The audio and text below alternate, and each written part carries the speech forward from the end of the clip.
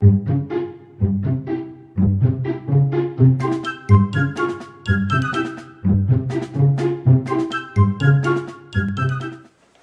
15. The Grand Howl. Alarmed for the safety of Chips, Mr. Hatfield, and the dwellers of Rab Island, Mr. Holloway immediately telephoned the Coast Guard station for assistance. He was assured that a rescue boat would be sent immediately. "It will take them at least half an hour to reach the island," the Den Dad reported to the Cubs. "Meanwhile, a lot may be happening." Decidedly worried, Mr. Holloway and the Cubs established a vigil on the waterfront. The flashlight signals from Rab Island were now repeated. This, however, was no consolation. "Mr. Hatfield's flashlight batteries probably is so weak it won't operate," Brad said. "Say, can't we borrow a boat from somewhere and row over there?" Dan demanded, made anxious by a long wait. "Dorman Clark keeps a motorboat, but his place is 2 miles downstream," Mr. Holloway reminded the Cubs. "It would take us as longer than 30 minutes to get there, launch the boat, and beat our way upstream to Rab Island," Brad objected. Mr. Holloway nodded in agreement. "Our best bet is to wait here for the Coast Guard launch," he decided, "even though it's hard to remain idle." Little more was said by the Cubs, although their anxiety was far from relieved. Wandering up and down the shore, they repeatedly checked the level of the water. Slowly but steadily, the water river was creeping higher. 2 years ago, when the floods came, Rab Island was almost entirely submerged, Brad remarked, gazing anxiously at Mr. Holloway. "Do you think there is danger it might cover it again?" "The river was at least 2 feet higher, Brad. There's no immediate danger of the entire island being flooded." "We're not positive Mr. Hatfield and Chip reached the island, though the signal appeared to come from there," Mac remarked. "If we interpreted the message right, something happened to the boat." "That's what I can't figure," said Dan. "Do you suppose it sprung a leak?" "Possible, but hardly likely," the Den Dad replied.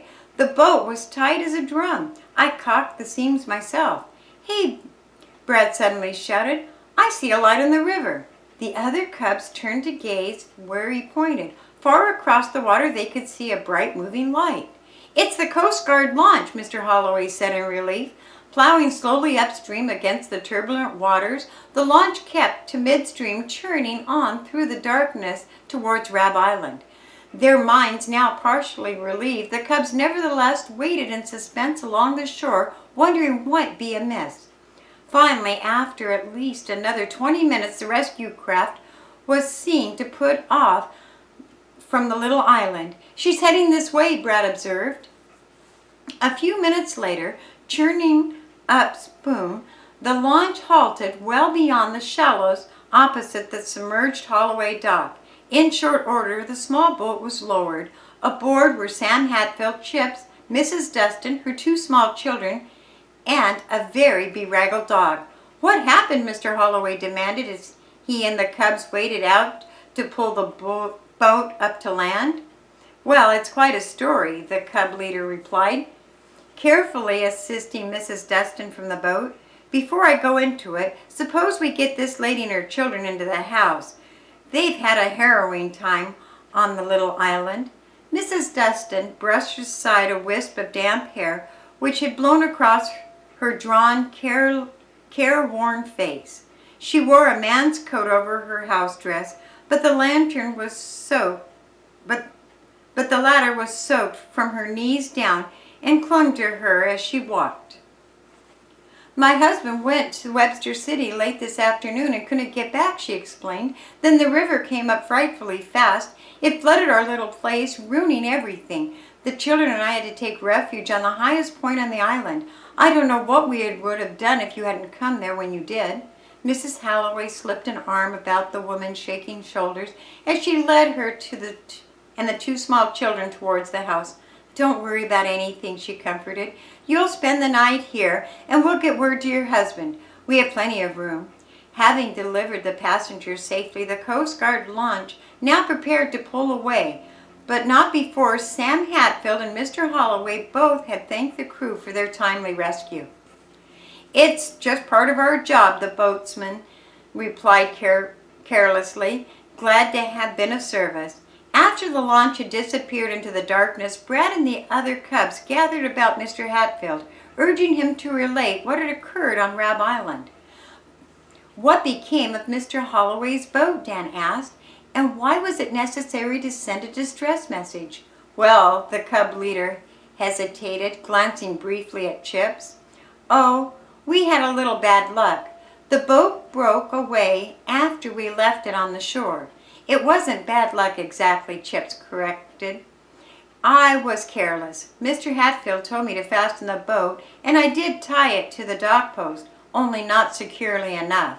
"It wasn't really your fault, Chips," the cub leader said generously. "Yes, it was, sir. I should have been more careful.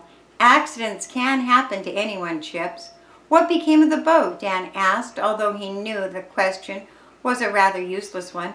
"Well, it drifted off somewhere downstream," the cub leader replied. "If we're lucky, it may lodge someplace fairly close. Then again, this swift current, it's likely to carry it for miles.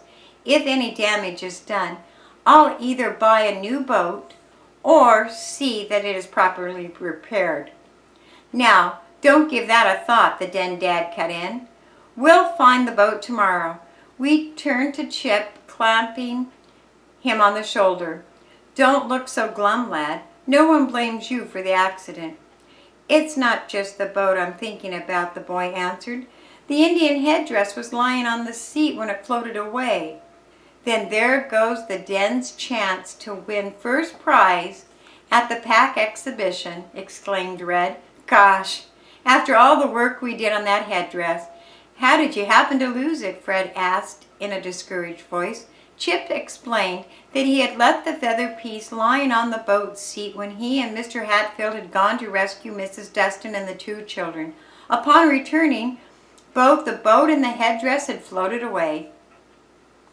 "We'll never enter it in the competition now," he ended in disgust. "The boat may be found, but the headdress is sure to be a mess after lying out all night in this weather." Loss of the handicraft article upon which the den had pinned hope of victory in the pack exhibition thoroughly discouraged the cubs. However, because Chips already blamed himself for the loss, they said little about it. "There is an outside chance the boat may be lodged at the Fulton Bridge, a quarter of a mile downriver," Mr. Hatfield remarked thoughtfully. "The current would carry it that direction.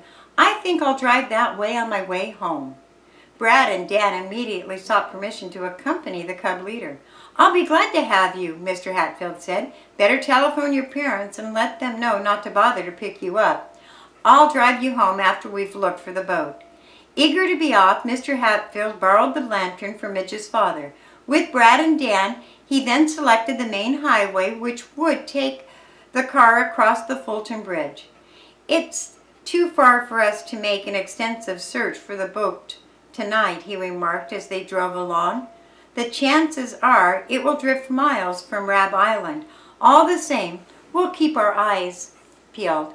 Under the pale light of the moon, the boys caught occasional glimpses of the racing river, and the bridges where rolling waves dashed against the stone support. Mr. Hatfield halted the car for a better view. Gazing down over the cement railing, Dan and Brad saw boxes, boards, logs, and miscellaneous debris swept past. Other refuse of the river had lodged in the quieter waters on the sides. Foam rose in a soapy sea around the bridge pillars where the waves splashed high, but there was no sign of the missing boat. "Guess it was too much to expect," Mr. Hatfield said, turning away from the railing. "Well, nothing to do but organize a search tomorrow. I'm afraid, though, that the boat will be badly battered by the time we recover it." Mr. Hatfield and the cubs returned to the parked automobile and drove around. For a short distance, the highway curled close to the river's edge. At one point, shallow water flooded the pavement. The car turned through it with the engine not dampening out. But a short distance ahead they came to another area of flooded pavement, more extensive and apparently much deeper. "Wonder if we can make it," Mr. Hatfield remarked. Doubtful that the car could negotiate the water, he parked and walked down the road to investigate. Brad and Dan also alighted and followed the cub leader. "We probably can get through all right," Mr. Hatfield said after making an inspection, "but there is likely to be more water ahead. Perhaps we'd better go back and take another road." While Brad and the cub leader discussed what to do, Dan, who had been gazing across the darkened ribbon of river, suddenly noticed a shadowy object lodged some 10 yards ashore. "Mr. Hatfield," he exclaimed, "look over there. Could that be our missing boat?" The cub leader flashed his light on the area in the river in which Dan indicated. A rowboat, plainly the one which had floated away from Rab Island, had snagged against the brush on the back wash of the flooded river. "Sure enough, it's Mr. Holloway's boat," the cub leader exclaimed. "You have a keen eyesight, Dan. The boat doesn't look as if it will hold there very long," Brad observed anxiously. "See, the current is teetering it back and forth now." "If only we had another boat we could go for it," Mr. Hatfield said. "By morning it may not be here." As the three watched, the swift current caught the craft and swung it slightly to the left. "It's holding by a breath and a prayer," Dan said. "Any minute it will float away, and maybe the last we'll see of it." "Couldn't we wade out and bring the boat in?" proposed Brad. "The current is swift, but the water shouldn't be too deep here close to shore." "Over your head and mine part of the way, Brad, and neither of us classified as expert swimmers." "But I do," spoke up Dan. Then he corrected himself. "I don't mean to hold myself out as an expert, but I'm considered pretty good at the Y, Mr. Hatfield. I could take off my shoes and wade out there. I wouldn't have to swim except the last few yards." "It's too dangerous, Dan. The current is treacherously swift. It might sweep you past the boat and on downriver." "But if I don't try, we'll lose the boat," Dan urged. "And the Indian head feather dress, too." The cubs were counting on the win at the Pack Handicraft exhibition. "Mr. Holloway's boat is worth considerable money," Brad added, swinging towards the support of Dan's pail. "If only we could get to it now before it's damaged." "I know I could swim out there," Dan urged. "And the Y I've done 3 times the distance without even tiring." "But not in a swift current, Dan," the cub leader said. "I'll be swimming downstream against the current, Mr. Hatfield. Please let me try." "Dan, it's too risky. If I could swim worth a cent myself."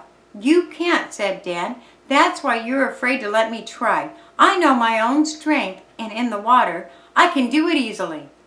Mr. Hatfield smiled and stood a moment studying the current and ebbed, about half-submerged bush and the boat. "I believe there's a rope in the back of my car," he said finally. "If it's long enough, we may be able to do something." Fetching the rope, he coiled it carefully and tested its length by tossing it as far out into the river, and it fell only a few feet short of the boat. "Now, my throw is weak," the cub leader said. "The rope actually is long enough to reach. Dan, you're dead sure you want to try this?" "Raring to go." "Then strip to your shorts. You'll need freedom to move." Dan eagerly pulled off his shoes and divested himself of his outer garments. Carefully, the cub leader then tied the rope about his waist and tested the knot to make sure it would hold. "Wade out as far as you can into the river," he instructed the boy. "Then you have to swim. If you can make it, Brad, I'll pull you in fast." "I'll make it," Dan said, grinning. Brad and the cub leader removed their own shoes and socks and rolled up their trousers and waded out a short distance into the flood. "Now be careful," Mr. Hatfield warned as Dan prepared to start on along. "If you find yourself in trouble, signal with quick tugs on the rope." I'll be all right," the boy replied confidently. While Mr. Hatfield and Brad held one end of the rope, he waded on alone, picking his way cautiously. The muddy water washed his knees and then his waist. and finally came to shoulder depth.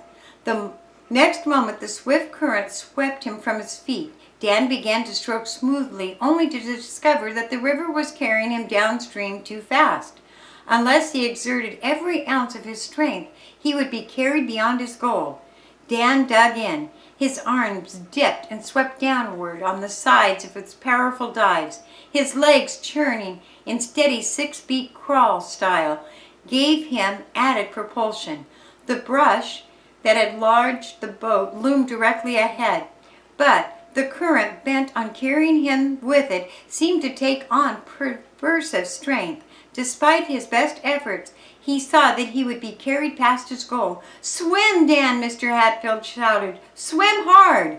Dan heard and made a supreme effort. Though his breath was coming hard, his muscle offering painful complaint, he deliberately forced himself into a faster rhythm. The current swung him, but as he passed the brush, the boy lunged for it. Achieving a handhold, he clung fast. The river swung his feet from beneath him, tugging and jerking, but still Dan held on as he struggled to regain his breath. "The boat, Dan!" he heard Brad shout. "Get it quick! It's drifting away." The boy's weight on the bush had dislodged the craft, which now was moving slowly down river. With an indulgent snort, Dan plunged downstream in pursuit. 2 strokes enabled him to grasp the craft by its trailing painter. But the next instant, both he and the boat were brought up with a hard jerk. A sharp pain shot through his waist where the rope had been tied. "Hold fast to the boat," Mr. Hatfield instructed. "We'll pull you in."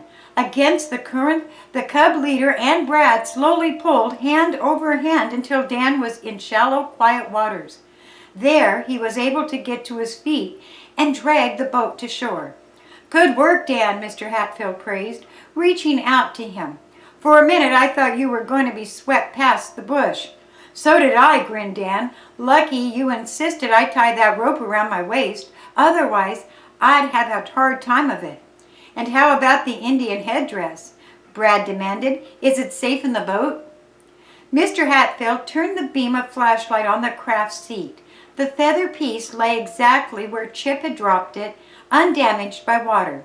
"The cubs will be glad to hear this," Brad said in relief, retrieving the handcrafted article. "We're mighty lucky tonight." Dan untied the rope from his waist and began to put on his clothes. Brad and Mr. Hatfield debated what to do with the boat now that it had been recovered. "It's too large to be taken in the car," the cub leader decided. "I guess the best we can do tonight is hide it in the weeds well back of the river's edge."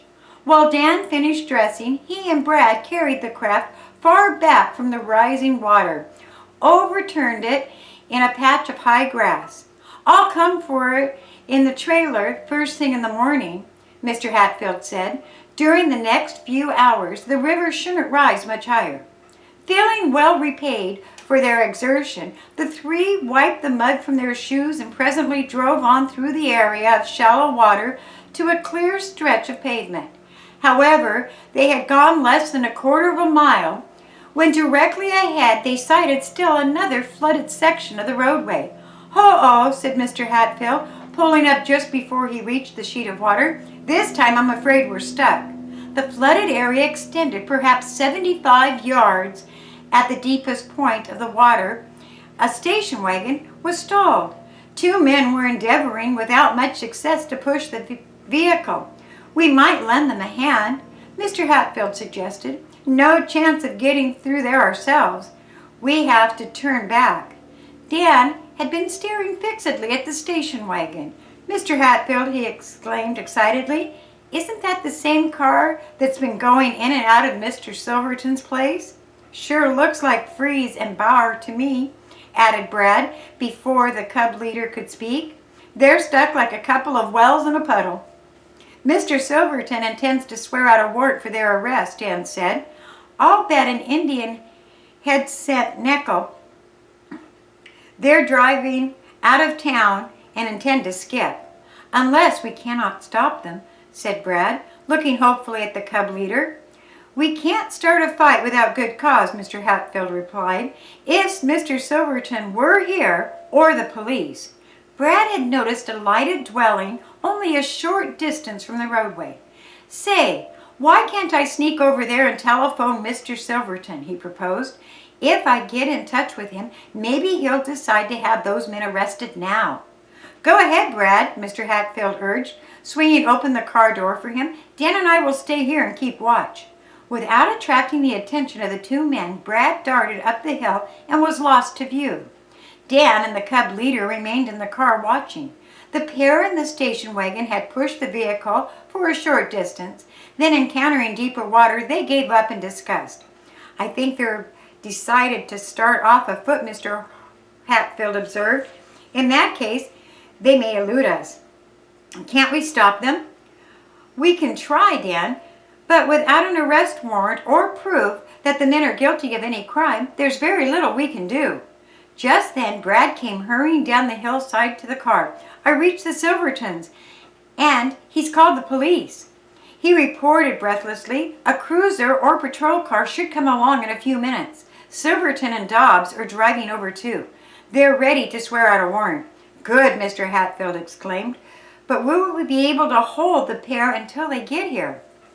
Freeze and his companion, apparently abandoning all hope of pushing the station wagon to dry pavement, had begun to unload their luggage. "They are skipping town," Dan declared anxiously. "I guess they must have whisked up after they failed to find the crate of pheasants at Silverton's place." "Here they come now," Brad muttered a minute later as the two men splashed through the water towards the car. "Oh, heck! If we don't think of something, they'll get away." Mr. Hatfield, however, did not intend to allow the pair to escape without at least an attempt to hold them. Warning the cubs to remain in the car, he stepped out onto the road just as the two waded up, carrying their heavy luggage. "Stuck?" he inquired casually. "Looks like it, don't it?" growled Jack Freeze. "You can't get through with your car. I'd advise you to turn around and go back the way you came." "I guess I will," Mr. Hatfield said easily. "You're abandoning your station wagon?" "We're in a hurry to catch a train," Freeze answered. "We'll have it towed in by a garage." "Maybe I can give you a lift to town," Mr. Hatfield offered, stalling for time. "Sure will appreciate it," Bauer growled. "I'm telling you, we've had a rotten run of luck today." Mr. Hatfield turned his car around in the narrow road, taking as long as possibly he could. He swung open the rear door for the two men to enter. As Freeze settled himself, he gave Brad and Dan a sharp glance, noticing their scout uniforms. "Cubs!" he exclaimed. "Say, haven't I seen you kids somewhere?" "Why, we wouldn't know," Brad answered, "unless maybe it was at Webster City." "Cubs," the man repeated. "Now I got it. Dobbs was telling us that they were swarming over the Silverton place and might make trouble." "Trouble?" Dan interposed innocently. "What sort of trouble?" But neither Freeze nor his companion was to be trapped into further speech. Suddenly suspicious, they started to get out of the car. "Thanks for offering a lift," Freeze muttered, "but we'll telephone for a tow car." Mr. Hatfield had observed the headlights of two approaching vehicles. "It won't be necessary to telephone," he said with quite jubilant. "I'd rather think help is coming now." Even as Cub leader spoke, Mr. Silverton's car drove up, followed by a police car. Freeze and Bauer, abandoning their luggage, made a dash for the hill. Belatedly, they realized that they had fallen into a trap. Mr. Silverton and Saul Dobbs had leapt from the sportsman car. Deliberately, they cut off escape. "Just a minute," the owner of the pheasant farm said, stepping in front of Freeze and Bauer. "I have a question to ask you two." "Such as?" Freeze demanded. "For one thing, I want to know why you've been shipping my pheasants out of town and trespassing on my property." "I don't know what you're talking about," Freeze muttered, trying without success to shove past the sportsman. We know nothing about any pheasants," Bauer added. "I think you do," Mr. Silverton corrected. "You needn't deny that you've been trespassing. Dobbs has already confessed his part." "Why, you dirty double-crosser," Freeze accused, starting for the workman. "I'll get you for this." Before he could lay hands on Dobbs, he was firmly grasped by a police officer who informed him and Bauer that they both were under arrest. "This is outrageous," Bauer protested bitterly. "You have no evidence against us.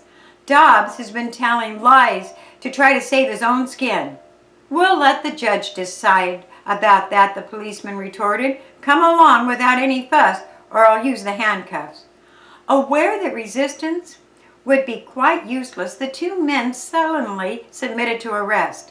They were loaded into the police car and taken away. Mr. Silverton turned to express his appreciation once more to the Cubs and their leaders. "From now on, I want it understood that the Cubs are free and welcome to come and go whenever and wherever they please on my property," he declared, "and I want to help the Cub movement here in Webster City. Tomorrow I'll send the organization a check for $100. "That's entirely too generous," Mr. Hatfield protested. "After all, the Cubs only tried to do what was right." "And it's right that I should make the contribution," insisted Mr. Silverton. "I'd gladly pay double that amount for the service the Cubs have rendered tonight." Mr. Hatfield, Brad, and Dan, rather worn from their adventure, followed the police cruiser and Mr. Silverton's cart into Webster City. In backtracking along the highway, they encountered two extensive patches of floodwater. However, it rose only to hubcap depth, and they reached the city without further delay.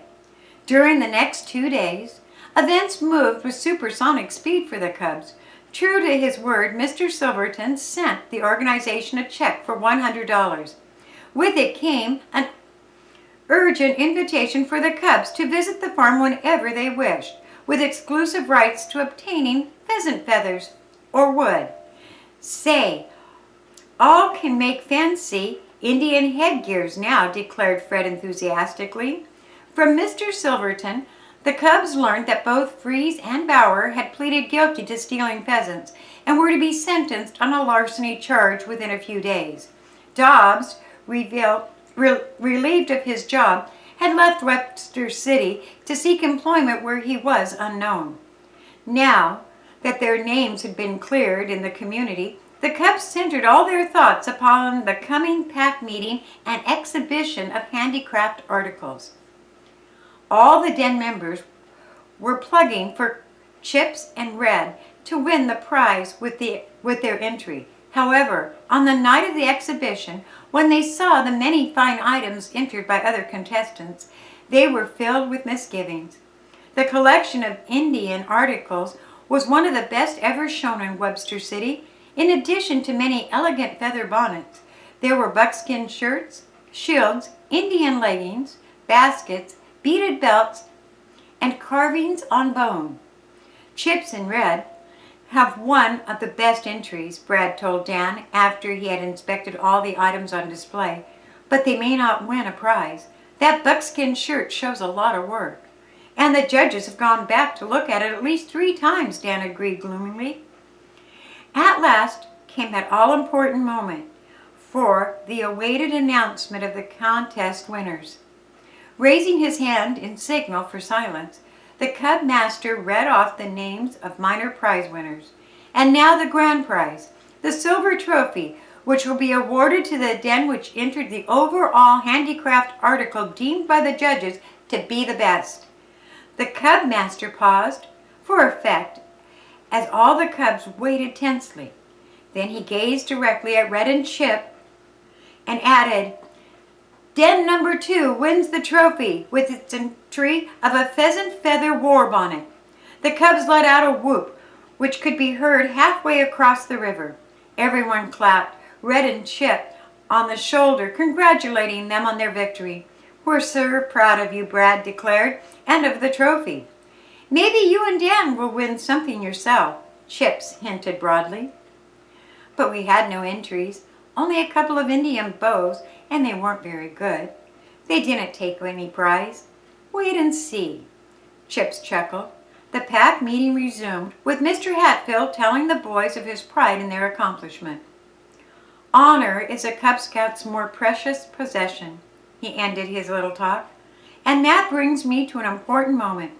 The Cubs sincerely feel that it had not been for the untiring efforts of 2 of our members, the honor of the organization might have been tarnished.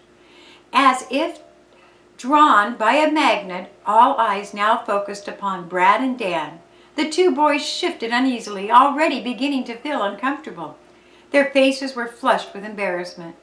"Let's give 'em the grand howl," proposed Mr. Hatfield. Now, as Brad and Dan knew well, the grand howl was reserved only for distinguished guests or individuals the pack wished to honor. Before they could protest, all the cubs formed a circle around the pair. Squatting down, each boy made the familiar 2-finger cub sign. Then, like young wolves, they gave a long, lusty howl.